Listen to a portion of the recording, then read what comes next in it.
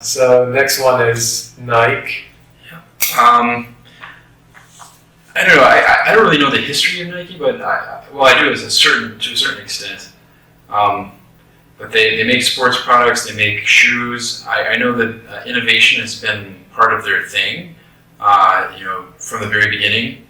And it seems like people are always going to need shoes. But then, the brand, I could see myself leaving Nike. I don't even really wear Nike. I don't wear Nike. I'm not a Nike guy. But some people seem to be. Like Air Jordans, how they're just everywhere, right? It seems like that swoosh will be around for a long time to come. Yeah, I think people relate to that. If you say just do it, people know that. They've been making the same product, right, for many years. Yeah. They've been doing it consistently. Do they have a competitive advantage? Well, you were saying that you could switch brands, or you're not even a Nike person, but there are some people that are loyal to Nike. I usually prefer, if I'm going to buy running shoes, my first choice is Nike. Okay. Because I've had a good experience with them. But if I found a more affordable shoe that was comfortable and I like the style, then I could switch. So maybe the competitive advantage with Nike is not that great, because people could switch to Adidas or New Balance. Right. But I still think that they do have a strong customer base, and people need shoes, and they're huge in the running industry and sports industry.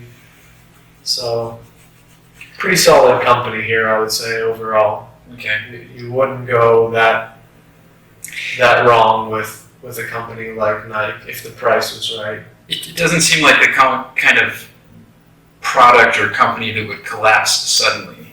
Mm-hmm. At least that's the feeling I get. Sure, over time, maybe another product like Under Armour kind of has come out of nowhere, and they're building up. And there's Puma in the last 5-10 years has kind of exploded internationally. Even though that might be an older company too, but it just seems like, or even Adidas has kind of gained popular here in Korea. You can see Adidas stripes everywhere now, whereas you don't really see the swoosh as much. But still, that seems like the type of thing that you could assess. You would recognize that. If you're reassessing a company after a couple of years, you might be able to see that their name brand doesn't have the value that it used to, or something like that. Yeah, you can reevaluate it always. Whereas Google maybe goes down in like a year or something like that, or Netflix especially, the next one. And going back to what we said, like with Coca-Cola as the example, Nike has been producing the same product, and they're probably using very similar mechanisms to make these, or the manufacturing has pretty much stayed the same. Right.